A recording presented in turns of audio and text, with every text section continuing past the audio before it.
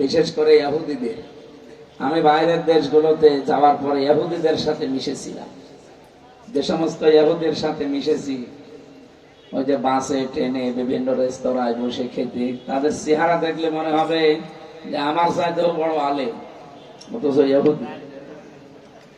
পরিচয় করতে করতে যখন জিজ্ঞাসা করি যে আপনার নবীর নাম কি, তখন বলে জোসেফ। জোসেফ মানে মুসা আলাইহিস সালাম। ইহুদিরা কোন নবীকে মানে? মুসা। মুসার নাম ওরা মুসা বলতে চায় না, ওরা পাল্টিয়ে দিয়েছে, কি বলেন তো? জোসেফ। খ্রিস্টানদের ভেতরে যখন মিশেছিলাম, ওই সমস্ত মানুষগুলোকে জিজ্ঞাসা করে যে আপনাদের নবীর নাম কি, তখন বলে যিশু। কি বলে? যিশু মানে ঈসা আলাইহিস সালাম। ওরা সরাসরি ঈসা বলতে চায় না, বলে যে যিশু। অন্যান্য যাদের সাথে মিশলাম তারা ঠিক নবীর নাম পাল্টিয়ে বলে, যেহেতু আল্লাহ কোরআনে দিয়েছেন, কোরআনের কোন শব্দ তারা বলতে রাজি না। এই ইহুদি, খ্রিস্টান, বৌদ্ধ বলেন, মুশরিক বলেন, আরো যারা জাতি আছে, ওই সমস্ত জাতিদের কাছে তাদের ধর্মগুরু, আমরা যাদেরকে নবী বলি, এই সমস্ত কথাগুলো জিজ্ঞাসা করলে নাম বলে, কিন্তু পাল্টিয়ে বলে। এই যে নাম পরিবর্তন করার হিড়িক, এটা সর্বপ্রথম তৈরি করেছে কালচারটা ইহুদিরা। সবাই বলেন বাংলাদেশে আমরা এইটা পরিবর্তনের হিড়িক পেয়েছিলাম, যেখানে সেখানে নাম পাল্টিয়ে দেয়। কি এই জন্য দেশের জনগণ 32 নম্বরের নামও পাল্টিয়ে দিয়েছে। নাম এখন আর আছে যে খুঁজেও পাবেন না যে 32 কোথায়, 34 বানিয়ে ফেলেছে। এই জন্য আমরা নাম পরিবর্তনের হিড়িক যারা বানিয়েছেন, এটা ইহুদিদের, খ্রিস্টানদের স্বভাব। ইহুদি খ্রিস্টান নাকি? আগামী থেকে নাম পরিবর্তনের এই কালচার বাদ দেওয়া লাগবে। এমনকি অনেকের নামেরও পরিবর্তন করে ফেলে মানুষ। আব্দুল কুদ্দুস এই লোকটার নাম বলে কুদ্দুচ্চা। আরে শয়তান, কুদ্দুস কার নাম? আরো জোরে বলেন। আল্লাহর নাম কুদ্দুস, এই শব্দের অর্থ হচ্ছে পবিত্র। আপনি সেই পবিত্র নামকে বাঁকা করে ডাকেন। আজকের তেলাওয়াতকৃত আয়াতে এমন কিছু কথা আছে, আমরা তাফসীর আকারে বলতে গেলে এরকম কিছু আসবে ইনশাআল্লাহ। আমি যে কথা বলতে চাই, আল্লাহ যেহেতু আমাদেরকে মানুষ এবং মুসলিম বানিয়ে কানের ভেতরে সর্বপ্রথম আল্লাহু আকবার শব্দটা শুনিয়েছেন, এরপরও যদি কেউ আল্লাহকে ভুলে যায়, আল্লাহ কিন্তু তাকে আত্মভোলা বানিয়ে দেবে। এই কথা বলছেন আমার? লা ইয়াস্তাবি আসহাবুন নারি ওয়া আসহাবুল জান্নাহ, আসহাবুল জান্নাতি হুমুল ফাইজুন। আল্লাহ পাক বলেন, যারা জান্নাতে যাবে, যারা জাহান্নামে যাবে, কখনো তারা এক না। হে নবী, যারা জান্নাত পাবে আমি আল্লাহ বলছি এরাই শুধু সফল কাম। বলেন সুবহানাল্লাহ।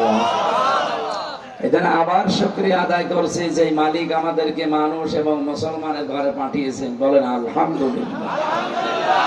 সামনে একটা রহমত, বরকত, মাগফিরাতে বিশাল দামি মাস অপেক্ষা করছে ছায়া ফেলার জন্য।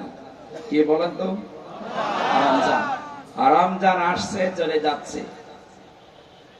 এই যে পুলিশের বয়স হয়তো 40 বছর হবে, এই 40 বছর বয়সে যদি 15 বছর থেকে রোজা রাখা আরম্ভ করে, 25 বছর অলরেডি রোজা রেখে ফেলেছে।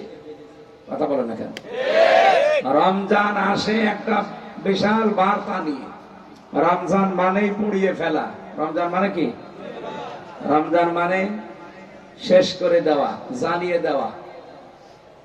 উনি সেই 15 বছর থেকে 40 বছর, 25 বছর একাধারে রোজা রাখে, কোনদিন রোজা বাদ দিয়েছে বলে আমার মনে হয় না। দিয়েছেন না? দেয়নি।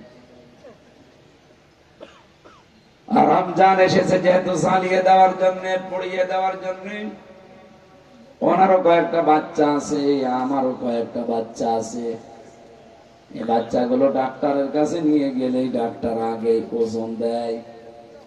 কথা বুঝতেছেন? ওজন দিয়ে দেখে যে 2 বছর বয়স, ওজন 10 কেজি।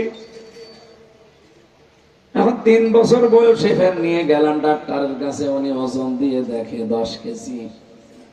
4 বছর বয়সে নিয়ে গেছি, ওজন দিয়ে দেখে 10 কেজি। বলেন তো এই বাচ্চাটা সুস্থ না অসুস্থ? জহির পুলিশ সাহেব সেই 15 বছর থেকে রোজাকে আরম্ভ করেছে, রোজাতে শিক্ষাগুলো দিতে চেয়েছে। 25 বছর একাধারে রোজা রাখার পরে কোনো পরিবর্তন নেই, ওই যা ছিল 15 বছর বয়সে, এই 40 বছরে তাই আছে। উনি সুস্থ না অসুস্থ? বলেন বলেন।